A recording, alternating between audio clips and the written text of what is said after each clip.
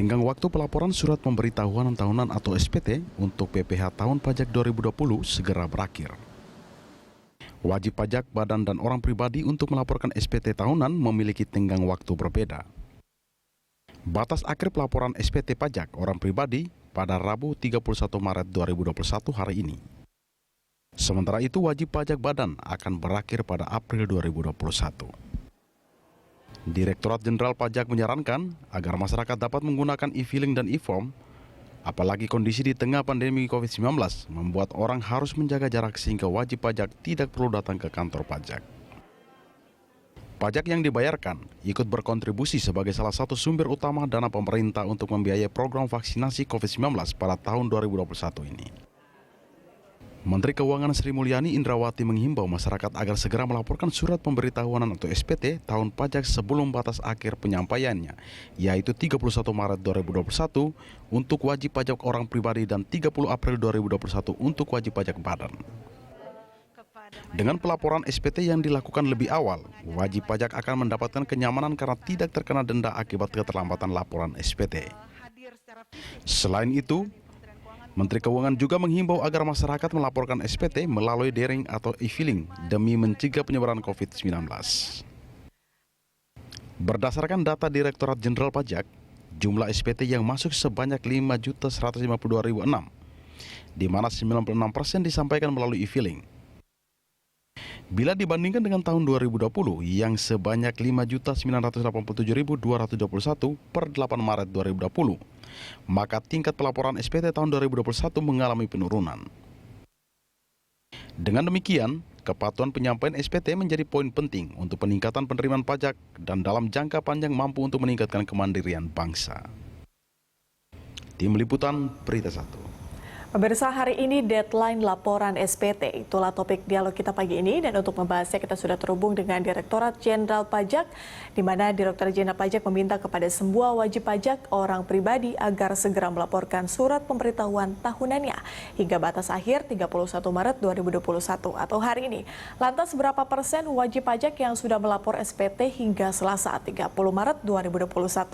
Untuk membahasnya kita sudah terhubung dengan Kasubdit Humas Perpajakan, Ani Natalia Pinam. Kami juga mengajak Anda berinteraksi melalui sambungan telepon yang tertera di bawah layar kaca Anda. Selamat pagi, Mbak Ani. Selamat pagi, Mbak Patricia.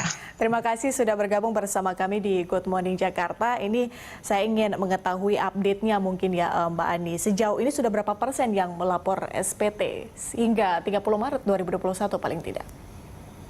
Ya, dari data yang kami terima tanggal 30 Maret kemarin, ya jam 4 sore, sudah terkumpul 10.268.477 SPT yang dilaporkan oleh wajib pajak. Kalau dibandingkan dengan tahun lalu pada periode yang sama, tanggal 30 April 2020 tahun lalu, SPT yang sudah masuk itu sekitar 8.742.603. Jadi sudah ada pertumbuhan positif. Namun tahun lalu memang diberikan relaksasi karena pandemi COVID-19, maka tahun lalu kita berikan relaksasi sampai 30 April 2020 untuk wajib pajak orang pribadi. Namun demikian, total per tanggal 30 April tahun lalu SPT yang masuk itu untuk orang yang masuk itu sekitar 10.400.000. Jadi dengan kata lain, bahkan hari ini diharapkan sudah bisa melampaui SPT, penerimaan SPT tahun lalu bahkan per 30 April. Itu yang sangat kami harapkan, Mbak Patricia. Berarti untuk tahun ini tidak ada relaksasi sama sekali ya, Mbak Ani ya?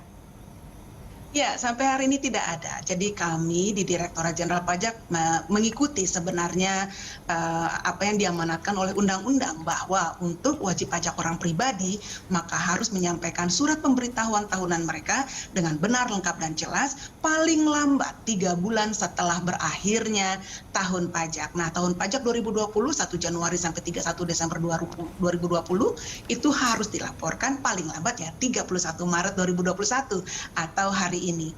Tahun lalu memang ada relaksasi dikarenakan ada PSBB dan kita semuanya masih kaget ya, shock dengan kondisi pandemi COVID-19. Kami juga harus menyiapkan bagaimana melakukan pelayanan tanpa tatap muka dan lain sebagainya karena force majeure, kejadian force majeure tersebut, maka kita berikan relaksasi tahun lalu, tapi tahun ini tidak ada. Berarti sejauh ini, koreksi kalau saya salah Mbak Ani, 10,2 SPT, benar ya? Betul. 10,2 SPT yang artinya sudah wajib pajak yang sudah melaporkan pajak tahunannya seperti itu. Tapi sebenarnya targetnya berapa sih Mbak untuk tahun ini? Tahun 2020 maksud saya. Tahun ini sebenarnya 2021 ya, dibandingkan dengan tahun lalu, sebenarnya di selama pandemi 2020 kemarin, jumlah SPT yang masuk itu meningkat, Mbak. Jadi kita hitungnya sampai 31 Desember 2020 kemarin ya. Dan kami sangat bangga, bahkan di tengah kondisi pandemi, kesadaran perpajakan itu meningkat. Orang lebih banyak lapor SPT, padahal kondisinya pandemi. Nah, tahun 2021 ini ditingkatkan lagi target kita. Jadi kalau kemarin 78%, sekarang 80% gitu. 80% dari sekitar 19 juta wajib pajak yang wajib lapor SPT. Nah, itu berarti 15,2 juta SPT kita harapkan terkumpul tahun ini, tahun 2021 ini, baik wajib pajak orang pribadi maupun badan. Dan per tanggal kemarin sore, saya belum dapat cek pagi ini ya, maaf sekali, jam 4 sore kemarin itu sudah 10,268 juta, 10.268.000 maksud saya, SPT yang sudah terkumpul. Nah, ini kami masih mendorong dan mengajak wajib pajak untuk segera lapor SPT mereka. Biasanya perkembangan di hari terakhir tuh seperti apa sih Mbak, kalau kita berkaca di tahun-tahun sebelumnya? Seingat saya, setiap akhir periode pelaporan SPT itu pasti trafiknya sangat tinggi. Ya, trafiknya sangat tinggi sehingga mengakibatkan kadang-kadang server kami agak goyang sedikit nih, karena pada waktu yang bersamaan wajib pajak mengklik atau DJP online itu harus menerima data yang demikian sangat banyak dari para wajib pajak yang melaporkan SPT di masa akhir. Itu bisa sampai satu hari itu bisa sampai 500.000 bahkan lebih orang yang melaporkan SPT di akhir-akhir periode. Seperti kemarin itu lebih dari 500.000 yang melaporkan SPT dalam satu hari. Itu untuk DJP, itu untuk mekanisme online ya Mbak Ani ya. Bagaimana kalau misalnya di hari terakhir mungkin yang pergi atau langsung menuju ke KPP? Ya, jadi begini, melaporkan SPT itu sebenarnya ada beberapa cara, ada 4 mungkin kalau kita bagi dalam hitungan besarnya. Yang pertama diantar langsung ke kantor pelayanan pajak, yang kedua melalui pos tercatat, yang ketiga melalui kurir misalnya, atau yang keempat melalui sarana yang ditentukan oleh Direktorat Jenderal Pajak seperti sarana online melalui DJP online @pajak.go.id, atau melalui ada 14 penyedia jasa aplikasi perpajakan yang sudah bekerja sama dengan DJP seperti Klik Pajak, Pajak Online gitu. Bahkan ada beberapa bank himbara juga sudah menjadi PJAP ya, jadi mereka boleh tempat untuk melaporkan atau melalui mereka masuk ke DJP online. Ini sebenarnya sangat kami harapkan kita bergeser dari manual atau dari kertas menuju online, Mbak. Jadi lebih efisien dan bisa dilakukan kapan saja. Kalau penerimaan manual kantor pajak itu buka jam 8 sampai jam 4 sore, tapi kalau seandainya secara e-filing bisa dilakukan sampai pukul 24 jam, pukul 00.00 gitu ya. Nah, kalau seandainya wajib pajak ini telah atau pernah melakukan secara e-filing, maka dia akan sulit untuk melaporkan secara manual. Kali ini kita akan sistem akan meminta dia untuk tetap secara online. Namun kami memahami bahwa di pelosok-pelosok Indonesia masih ada yang kesulitan jaringan misalnya gitu, atau jaraknya jauh sekali dari kantor pelayanan pajak gitu ya. Nah, ini kami memang masih menerima secara manual walaupun jumlahnya sudah sangat jauh menurun. Bisa dibilang hanya sekitar 3% lagi SPT yang dilaporkan secara manual. Selebihnya semua sudah secara online. Berarti artinya 97% yang melaporkan pajak sudah dilakukan secara online ya Mbak Ani ya? Betul. Berarti 3% ini yang paling banyak tuh datang dari mana sih Mbak? Apakah dari daerah mungkin, atau mungkin di daerah Jakarta juga masih ada atau masih banyak gitu yang melaporkan secara offline? Kebetulan saya memang tidak memiliki data pastinya, tapi sudah sangat sedikit dan kalau kami cek itu lebih banyak yang di luar Jakarta. Penduduk Jakarta dan sekitarnya ini rata-rata sudah melaporkan pajak secara online. Misalnya kalaupun mereka susah ya, mereka datang ke kantor pajak mengambil antrian, kemudian datang pagi-pagi dan di kantor pajak diberikan sarana komputer dan jaringan supaya dia bisa melaporkan pajaknya secara online. Kita ingin memberikan juga edukasi kepada masyarakat kalau mereka datang ke kantor pajak akan didorong juga untuk lapor secara online karena memudahkan bagi mereka. Ini yang harus diingat bahwa kalau lembaran-lembaran kertas itu diberikan ke kantor pajak dalam masih berbentuk kertas, itu harus disimpan sampai dengan 5 tahun dan kemudian ini harus diinput lagi ke dalam sistem supaya bisa masuk ke dalam sistem informasi Direktorat Jenderal Pajak dan kami ingin sekali ini menghindari error. Juga SPT secara kertas atau manual bisa dianggap tidak diterima kalau dia tidak ditandatangani, lampirannya kurang seperti itu. Nah, kalau secara online ini nggak mungkin soalnya kalau kurang atau tidak benar melaporkannya, maksudnya ada yang lampirannya kurang atau isinya ada yang harusnya diisi tidak ada, itu tidak akan tersubmit gitu. Nah ini yang sangat kami harapkan masyarakat pahami, bukannya kita tidak ingin menerima kertas, tapi karena prosesnya sekarang ini kita manfaatkan teknologi informasi untuk lapor pajak. Oke, Mbak Ani, belum terlambat saya rasa untuk kembali mensosialisasikan atau memberikan penjelasan kepada masyarakat, kepada wajib pajak, bagaimana sih sebetulnya panduan untuk lapor SPT tahunan ini agar tidak ada mungkin salah kaprah dari masyarakat. Bagaimana sih caranya melaporkan pajak? Mungkin banyak yang merasakan bahwa atau merasa atau melihat mungkin ya lapor pajak itu rasanya susah gitu loh. Ini bagaimana sih sebetulnya panduan lapor SPT ini? Ya, terima kasih Mbak Patricia. Jadi mungkin karena belum dicoba saja atau karena setahun sekali jadi sering lupa ya gitu. Apalagi yang lupa Evin nih banyak sekali nih trending topik di Kering Pajak 1.500.200 setiap hari hampir sebulan ini adalah keluhan lupa Evin sehingga mereka tidak bisa login ke pajak online gitu ya karena lupa password. Kalau ketika mau mereset password harus membawakan Evin-nya gitu. Nah, ini ada beberapa cara menurut saya yang perlu diketahui oleh masyarakat ini bahwa kalau mau melaporkan pajak ini sebenarnya panduannya sudah banyak.